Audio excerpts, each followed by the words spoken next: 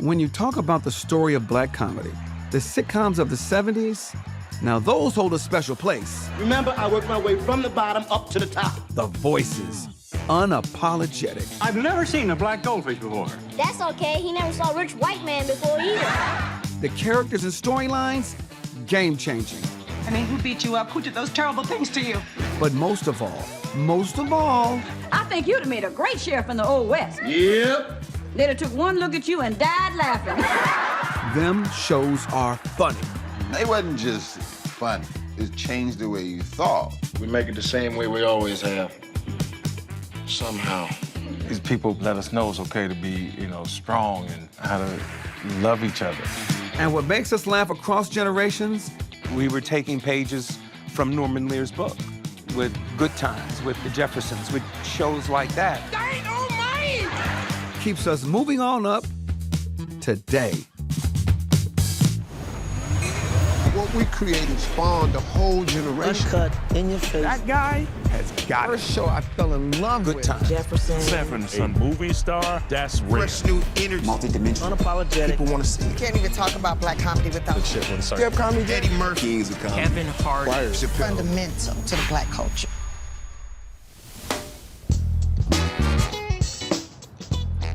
When I think of black sitcoms from the 70s, the first thing comes to mind for me is Sanford and Son. I just remember watching it with my grandmother because she enjoyed Red Fox. Fred Sanford, you are the lowest of the low. And you are the ugliest of the ugly. But the first show I fell in love with was The Jeffersons. From the theme song, I was hooked. And the fact that he got away with saying the word honky. Here, George, you want to borrow my hanky? No, I never borrow a hanky from a honky. Which I didn't know what it was, but it made me laugh. Was like, yo, who is this guy, Sherman Hemsley? I made it a point to make sure that I saw Good Times and the Jeffersons. Yeah. But especially the Jeffersons, because I thought maybe I could have a small business like that. Right. And maybe one day I will live next to an interracial couple. And I do live next to an interracial couple now. And I'm doing way better than dry cleaning services. That was another thing that black comedy did. It gave other ethnic groups a way of seeing black people that the news didn't. Right. The news would always paint a narrative of us. Broken families, rampant street crime, the worst housing this side of Calcutta. Through those types of mediums, like they could see that there was a lot of diversity in black families. The Jeffersons weren't like Good Times. Were there any good times in Good Times? Yeah. Yeah, when the family was together. But still. Yeah, It was always rough. Damn.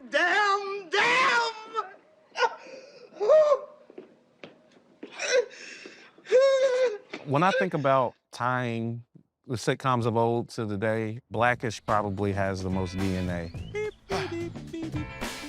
Hey, man, they wouldn't let me in the gate. Yeah, it's called security. How are you, sir? What's Thank going you on, for doing brother? this, baby. Yes. No problem, you got it, baby. What house number is this for you? It's house 4. House 4. Yeah. Not bad.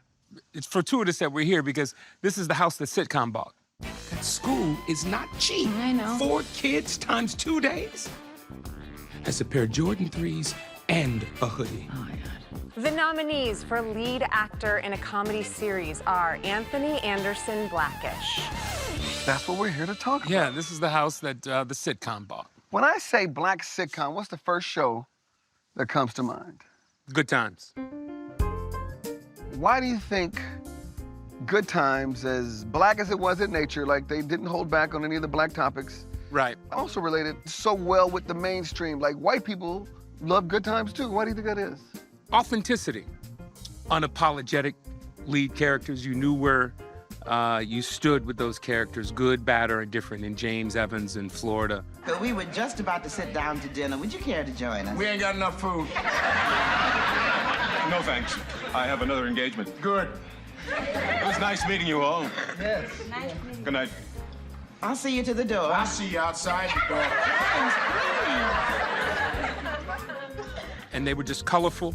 How can you cheat Monopoly? I know I had a hotel on Boardwalk before I went into the bathroom. Well, you was in there so long, when you came back, the hotel was condemned. You know, they just had a sense of value. Right. JJ, quit stalling. Are you doing something illegal? Well, that's not what you think. All I do is take a couple of bets on horses and numbers. That's all. That's all? That makes you nothing more than a common hoodlum.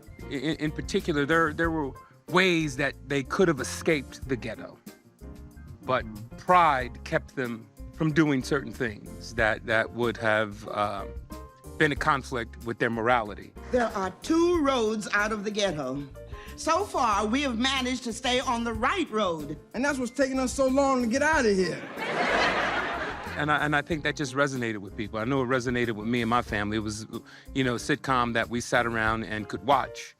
And, you know, not only laugh with, but cry with as well, and be emotionally connected to those stories and to those characters. But I gotta tell you, I'm worried. About what? With you just having a part-time job, I wonder how we gonna make it. Oh, relax, baby. We make it the same way we always have. Somehow.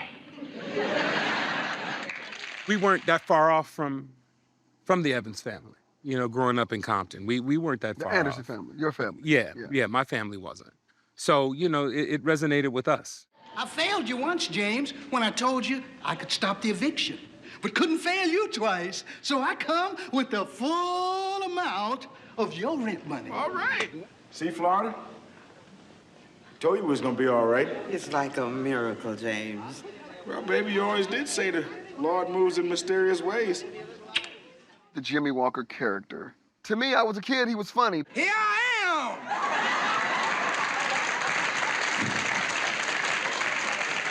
18 today, happy, bright, narrow man, and pure dynamite!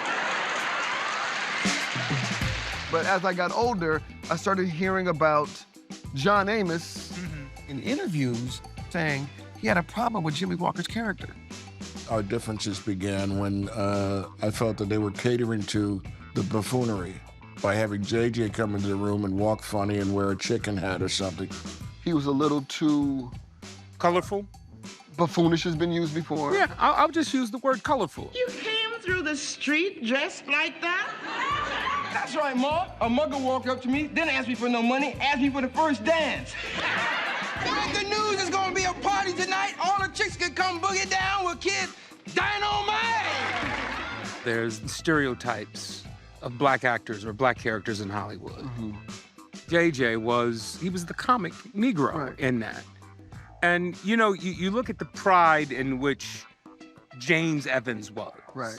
In his characters, how that show was probably sold to him to be a part of it in the beginning. It was supposed to be his show. And then you have these characters come in that sort of steal and take away from that. Right. This breakaway character that just stole the thunder from everything. And that's what the writers were writing to, and that's what the people wanted to see. And it sort of takes away from, you know, what this originally was. JJ, you'll never find anything in the papers you qualify for.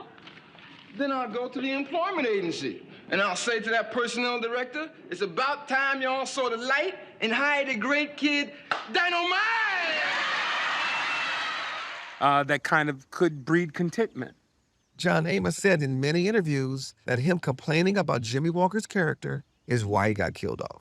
I wasn't the most tactful guy in the world, so I don't blame Norman Lear or the writers for saying, well, let's get rid of John Amos. Mrs. James Evans, that's me. All right, let's go ahead on.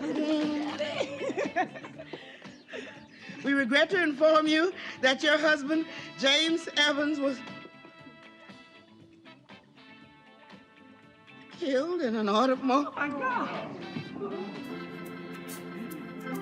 I feel like it's unfair that we do that to the Jimmy Walker character or some of our bigger characters in these sitcoms because we're the ones tearing them down. Yeah. And I think that's unfair. You?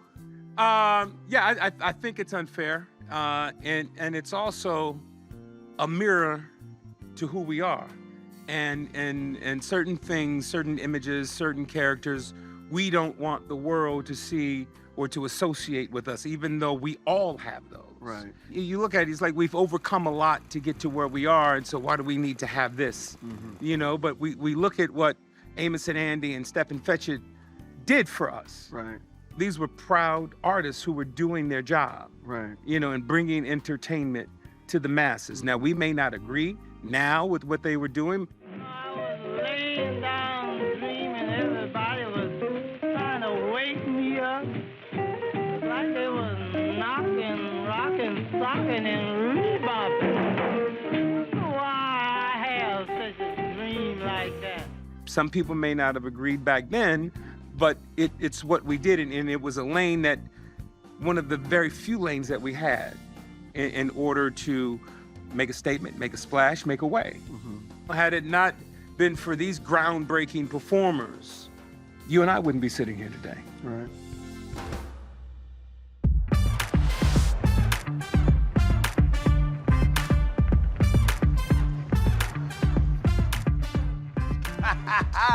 He is here. What up, boy? My next guest tonight is a comedian and an actor you know from Blackish and now the spinoff, Grownish, Dion Cole. I know last week's class on the Wu-Tang Clan was overwhelming for some of you all. But please, make no mistake. The section on Raekwon the Chef will be on the midterm. As you can see, we're in the cleaners. Yes, we Right? are. We're in the cleaners because we're going to talk about the Jeffersons. Thank you for bringing your clothes to Jefferson Cleaners, and your clothes will thank you also, because we are the best darn cleaner west of the Mississippi. The 1970s were very analog, and you would find yourself jumping back and forth between television stations to find all the different black shows. Originally, a lot of those stories are being told oftentimes by white writers and white producers. Norman Lear, who creates the Jeffersons out of All in the Family. So finally, the great Jefferson, who always reclined across my threshold, is into the house. All duded up with a flower in his lapel there. And he is going to take a lot of that Chitlin Circuit talent, the Red Foxes, and they're going to put them in the shows. Oftentimes, this is the first time that white audiences have seen these comedians, but for a lot of black audiences, it's like seeing your heroes finally get their due. Good Times, The Jeffersons, That's My Mama, What's Happening. Those are the shows that I came up on. Those are the shows that I saw myself. Sanford and Son was the one for me. Red Fox was a genius. You big dummy. The War of Words with Aunt Esther. Where you going now? Well, looking at Esther's face remind me I gotta go empty the garbage.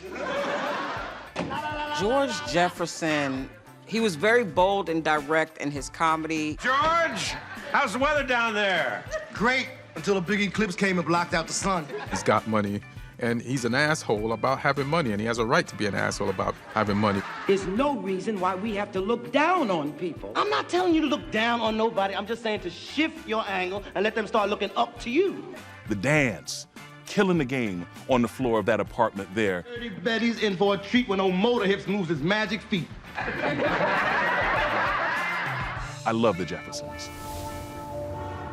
This is black owned, right? This is black owned, yeah. How can you tell? I can tell because none of the picture frames are lined up evenly. Oh, yeah. Yeah, they just put The owners of these places are usually short, like George. Yeah. Well, you know me, Weeze. I don't know why, but I just get along good with kids. Maybe it's because you're the same size. Tell me what you remember about the Jeffersons. Man, the Jeffersons was so monumental because it was like the first time you saw like rich black people on TV. You know what I mean? You was like, yo, they got money? Like, yo, this is crazy. And seeing them in this penthouse and these fly suits and feathers and gowns, and it was like, yo, this is dope. Can I get you both a drink? Not for me, thanks. What do you got? What do you mean, what have I got? I got anything you got. I got vodka, scotch, bourbon, wine, you name it. And it put us on a level that I never seen before. Somebody wants to teach me about business? After what I've done? Remember, I started out with 3 strikes against me. Living in the ghetto, strike 1. No education, strike 2. Being black, strike 3, 4, 5, 6, and 100. Very important to see that. That was just as important as Good Times. Right. You know what I mean? Like there was successful black people in the world. And it made you want to see more of that. That's right, Weezy. Business is booming. People are dirtier than ever. Tom and Helen. Oh, yeah. Right. Oh, yeah. Tom and Helen, they was great. Oh, hello. Come in. Louise, hi. Hi, George, old buddy.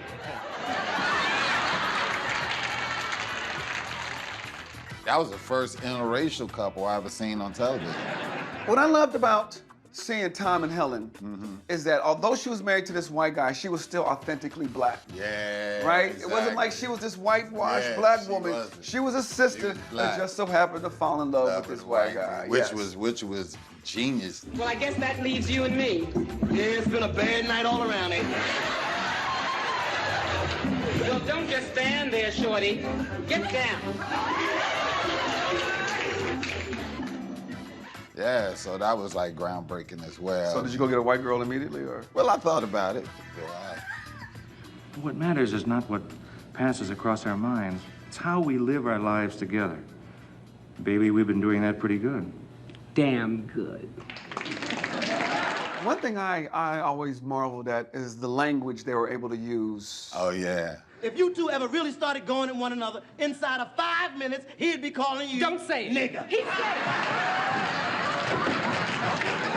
But that's what the times was. Right. You know what I mean? And that's what made it authentic for people to even gravitate to. You know what I mean? And certain situations warranted that kind of language. Why did you call him a honky?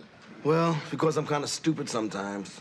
See, when I was growing up, a lot of white people used to call me names. So I used to call them names back. It was just our way of hurting each other. If that language didn't appear in that script, it wouldn't have been authentic. Right. You know, so yeah, it was great. That must be Tom Willis. What the hell is that honky one? So you know what was also great about the Jeffersons is like there was a great impact with us, but it was also universally accepted by the mainstream as well.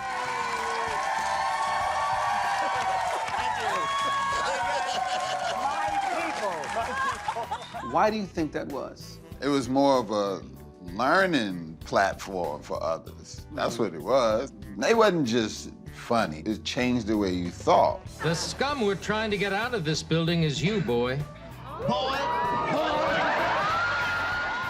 It was more than just a show. It was culture shifting. Do you folks mind if I ask you something? No, go right ahead. You live in this apartment, right? Uh-huh. And you got an apartment in this building, too? Yes, that's right. Well, how come we overcame and nobody told me? Do you have a favorite episode of the Jeffersons? My thing was I just wanted to see Marla Gibbs come over there, and I wanted to see her and Sherman go back and forth. Do you have to eat while you're working? Don't worry, I can do two things at the same time. I don't want you to do two things at the same time. Okay, you're the boss. Every episode was phenomenal, but that was what I keyed in on. Which was controversial at a time because the roles that we got back there were always maids and butlers. But she wasn't just no maid. She's the type of maid who wouldn't even do nothing. Right, because he'd be like, telephone, Florence. Right. And she'd be like, go get it. I'll show you what a maid is supposed to do. Florence, I need a drink. Me too, and make mine a double. Right. It kind of humanized. Humanized everything. Yeah, because, you know, she put some sass to it. Sass to it. Funny to it. Flipped it. And just made it her own. Look, Florence, we don't need your 2 cents. You need all the sense you can get.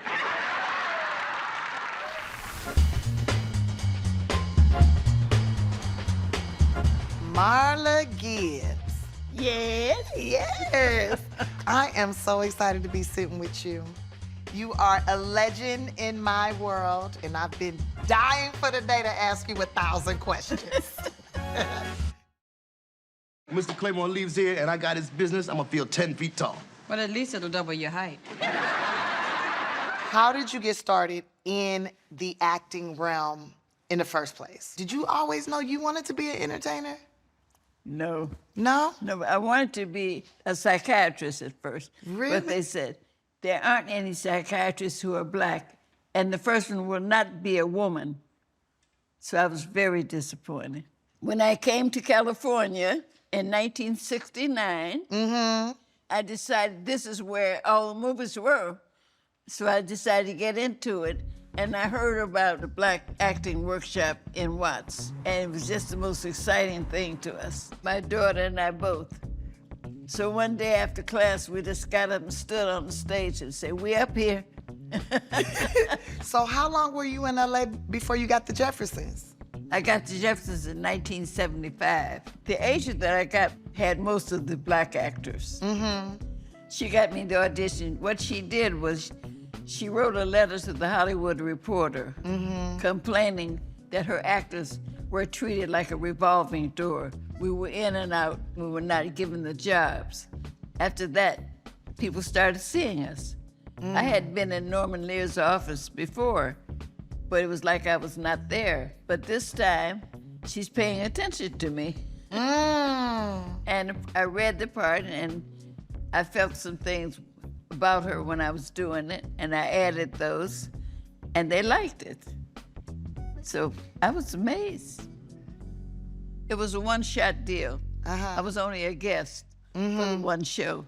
Mrs. Jefferson, I'm Florence Johnson, the agency secretary. Oh, yes, come in. This is my husband. How you do? 10 o'clock on the dot, Louise. Oh, I believe in being prompt, Mr. Jefferson. I always say I ain't got no right to waste time when other people is paying for it. I hear you. She's got the job. They liked my performance, so they offered me something else on the 5th show, and then they offered me something else on the 8th show, and then they gave me a contract. Good evening, Master Jefferson, sir. What are you wearing? Why, this is my new maiden uniform. I just bought it today, sir. Why, are we having pancakes for dinner? So you got to know Norman Lear working on that show, right? What inspired them to say, let's give her her own show? How did 227 come about?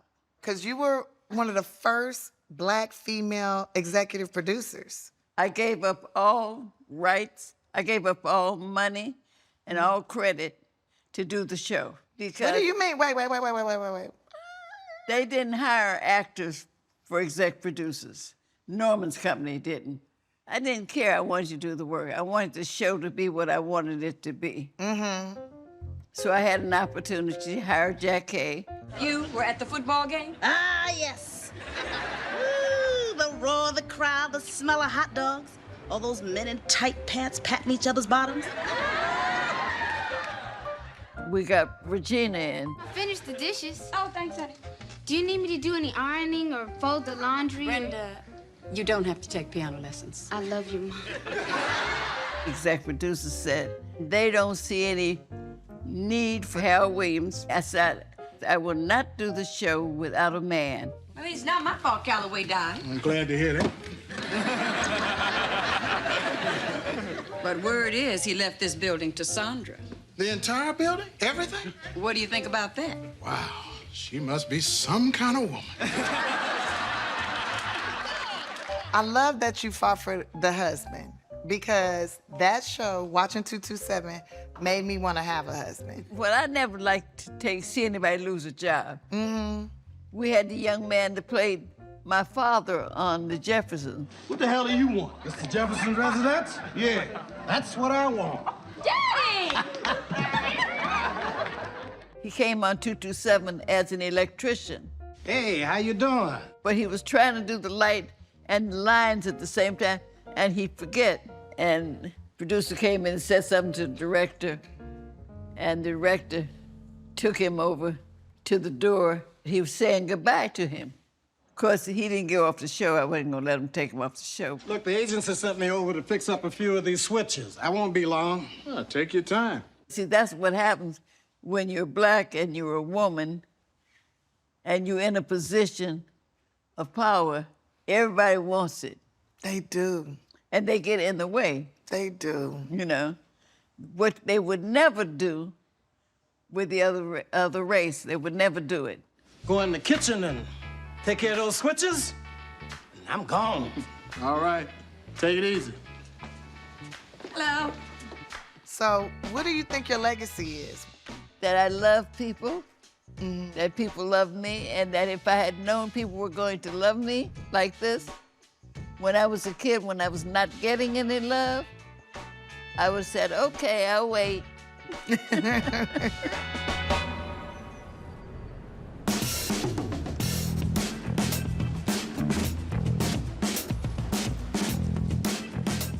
If I was to say to anybody currently, who's the #1 black TV dad, I'm sure your name would be on top of the list. Okay. Right? I want to ask you, of the ones we grew up with, which one related more to you?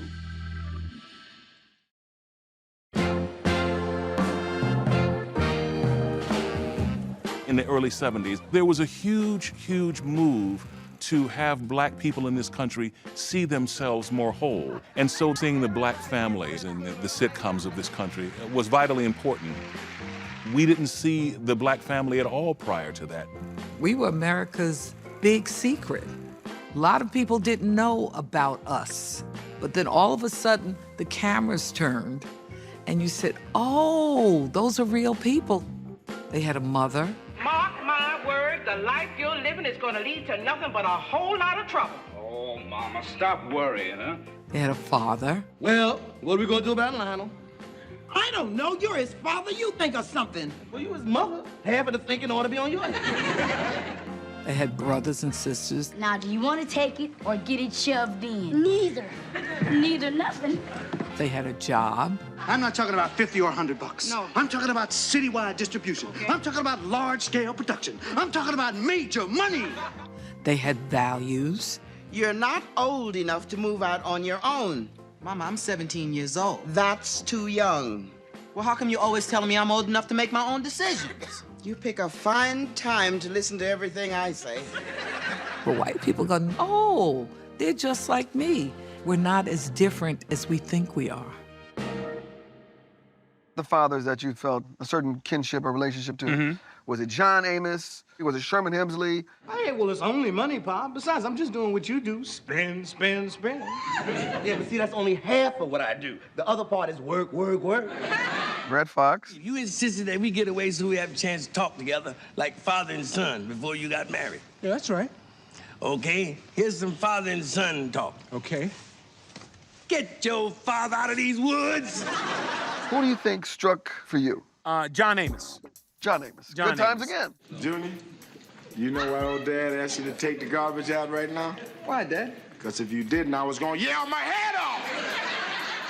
John Amos reminded me of my dad, and that's why I cast John Amos as my father in my first show that I created, all about the Andersons. Yes. Hey, Pop. You look good, man. Been working out? No, but I've been looking for something to hit. Okay, me and Pops are caught up. But as I grew and got older, all of those men stood out to me for what I wanted my father to be. Right. When he wasn't. It's your duty to make my life pleasant, not unpleasant. Now, you can make my life pleasant with just 2 words. Cable television. And for what I wanted to be as a father when I became one. What about the mothers? Yeah. Who was your mama closest to? Who was my mama closest to? Ma Rainey. Sorry,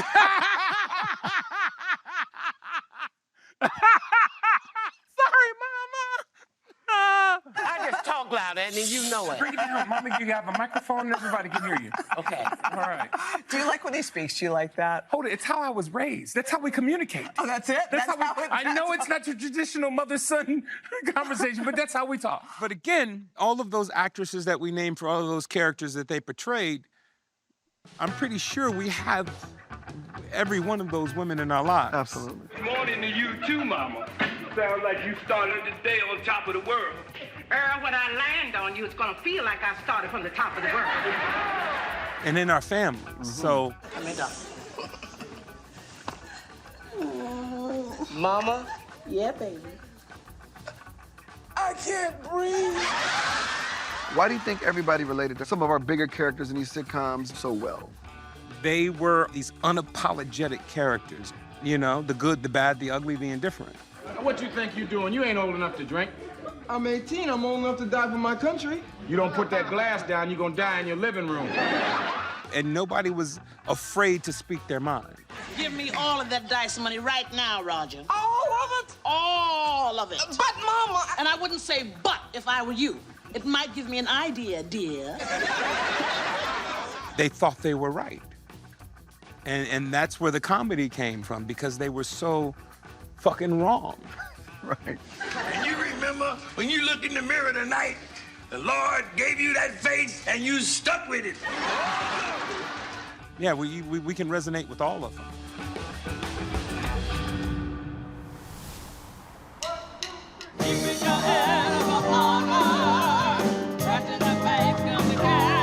Temporary layoff.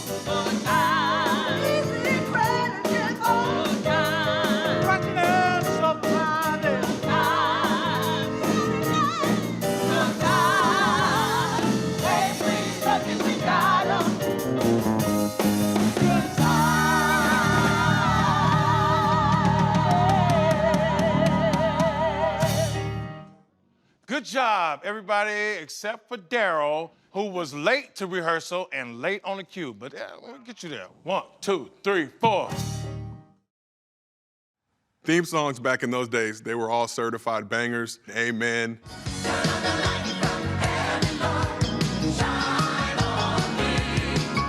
Those show opening titles, you look forward to those just as much as you look forward to actually watching the show. Sanford & Son and Quincy Jones and his brilliant theme song.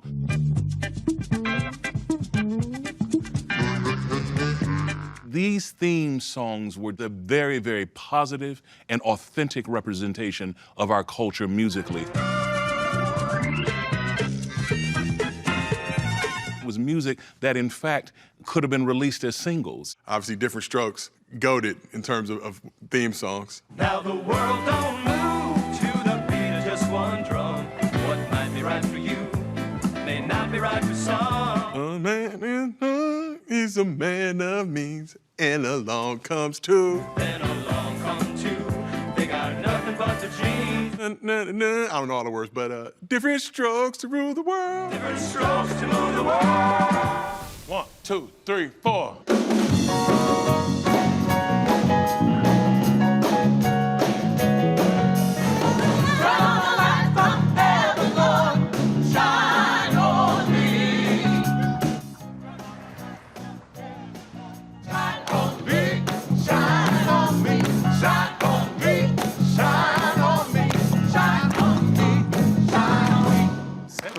Yes! Hey, Ryan Davis, how you feel, brother? Good, man. Shoot, I didn't know you were a choir director. You know. You know our next guest from NBC's The Office and Brooklyn Nine-Nine? Bring it home now. And don't forget the new black man phrase I taught you. Hippity poppy, give me the zobbity. Yes, sir. Remember that. Craig Robinson! What you doing in church, man? The 70s black sitcoms, right? You know, the theme song was crucial. Oh, that's my favorite part. It's the part I remember the most. I was too young to watch the shows, so. What? Yeah. Well, I got a surprise for you. Okay.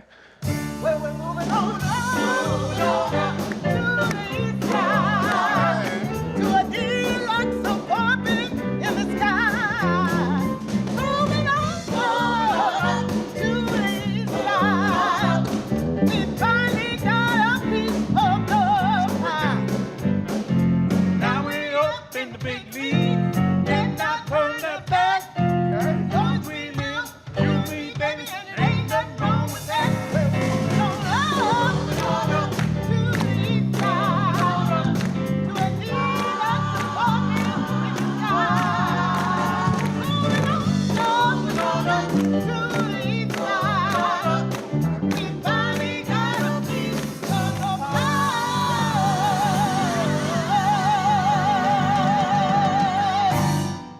That was good. Well, thank you. Give me my choir. Yes. Excellent. My musicians. Beautiful. Man, when it comes to 70s sitcoms, how important was the theme song? You were jamming before the show started. You know, it had some of them had the church vibe, like Good Times and the Jeffersons, and then like Sanford & Son had Quincy Jones. Now, I've always known every word to Sanford & Son's theme song. That's the easiest Wah, one. wah, for me. wah, Yeah, that's the one. That's the one I know word for word. It brought you in. It was comfortable. It was your jam come on every week. What one would you say was hard to remember? Different Strokes. Like the beginning is good now. The world don't move to the beat of just one. But when they get in that little middle part, I kind of forget. Everybody finds a way to shine. used to have a part in my head like Gary Coleman. Yeah. I wanted to be Arnold at that age, man, for sure. No, this is Arnold, the son who's not as tall but better looking. I know you from comedy. Other people know you from movies and everything, but you incorporate music in a lot of things, even your own sitcom. Let's put a beat to it. Ba, ba, ba, ba, ba, ba, ba, ba. First thing first, I'm the realist. Drop this and let the whole world feel it. How important is infusing music into what you do? So, you know, I was a music teacher first before I got to Hollywood. Music is my partner. Yeah. It's like, even if you don't see me playing music, there's a rhythm just moving in Hollywood, a rhythm to everything. So music has always been there. It's always been there for me to fall back on. Hey, can we bring the lights down for this? That's right, that's right. Mary had a little lamb, little lamb, little lamb. What do you think is the overall legacy of 70s sitcoms? I mean, I wouldn't be here, you know? Yeah. If it wasn't for that. Like, I was getting inspired and didn't even know I was getting inspired. I could still hear my mother laughing at Benson. Oh, my God. You're gonna do the work of 20 people? If I have to. You're gonna cook, clean, garden, and show firm? If I have to. You mean you're gonna do it all? If I have to. Then you can start by getting me a cup of coffee. Get it yourself. These people let us know it's okay to be, you know, strong and funny and witty and intelligent and how to get through struggle, you know, and how to love each other. Don't you go putting yourself down here, because I like you just the way you are. There's plenty to hug, plenty to squeeze. Oh, Jay. And I know there's always enough left over for next time.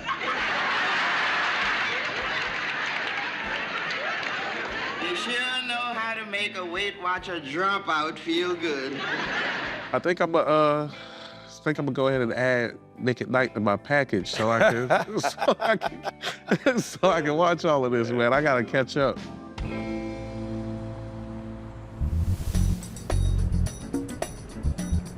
What appealed to me about Blackish, and it's ironic that you love these Norman Lear shows, because if Norman Lear was to make shows today, it would be a Blackish, right? Was that stuff you guys said we need to make sure? This is the kind of sitcom I want. What's on TV now, as far as sitcoms go, and like as far as comedy goes, I think all of that does come from like those shows in the 70s, because the way they like tackle like real issues, he was dealing with not having food in the refrigerator. Unemployment, inflation, taxation, aggravation. Dealing with the police showing up. This one sitting in jail. Aunt Esther, are you gonna help us get out of here? Like real stuff. Watch out! Hey, Junior! Somebody's gonna have me live! Please, do something! The sitcoms in the 70s or 80s are definitely connected to the sitcoms that we have today. Think about Blackish, Blackish, right? Okay. You know, think of Good Times. There was always some sort of a message, right? I think Kenya Barris does an excellent job of putting messages in Blackish and Grownish. You guys have a lot of names like that, like Shaniqua. Montel. Jabrikashaw. Nyqua. Do you hear how racist you both sound? A lot of those same messages Cedric and Tashina do actually on The Neighborhood. Oh my God! Tina, what happened? I think I sprained my ankle. Yeah, the cops broke up the protest. Everyone had to run. Why'd they break it up? For no damn reason at all. I mean, everything was peaceful, and then the cops showed up in riot gear. Blackish, one of the episodes I remember is with the little white girl on the elevator. And a black man going, I'd rather let that little girl go down the elevator by herself than to be the black man. I don't understand. Why are you two so afraid of a baby? We don't have the luxury of being helpful because we're instantly seen as threats. And I think that's a perspective that no one outside of the black community would even see if it wasn't for that display on that TV show. And that's directly from the Norman Lear era. Yeah. Tell me how it all came to fruition, this show, Blackish. We wanted to have a show that had social commentary. And if you look to your left, you'll see the mythical and majestic Black family, out of their natural habitat and yet still thriving. We were taking pages from Norman Lear's book. with Good Times, with the Jeffersons, with shows like that. When we came up, it was different from the way it is now. When a black man went out into the world, they treated him like he wasn't a man. So the least I could do when Clarence came home was make him a plate. Make him feel like he was somebody. You guys tackled some dark, deep issues, police brutality. Let's say they listen to the cops and get in the car. Look what happened to Freddie Gray. Yeah, and what if they make it all the way to the station? You remember Sandra Bland? And let's say they do make it to trial. You see where that gets us? Don't you get it, Bo? The system is rigged against us. Juneteenth. Yeah.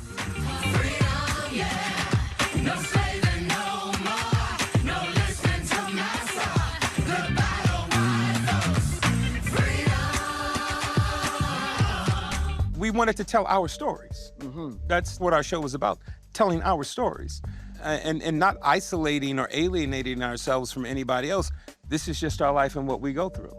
Was there ever any backlash with some of the storylines from the network, from the studio, that you can remember? There was one episode that we made where Miles Brown, who plays Jack, my youngest son, on the show, one of the twins, he's rapping, he opens the show and he's rapping Kanye West and he says nigga. I ain't saying she a gold digger, but she ain't messing with the broke. And I ain't saying she a gold digger, but she ain't messing with the broke.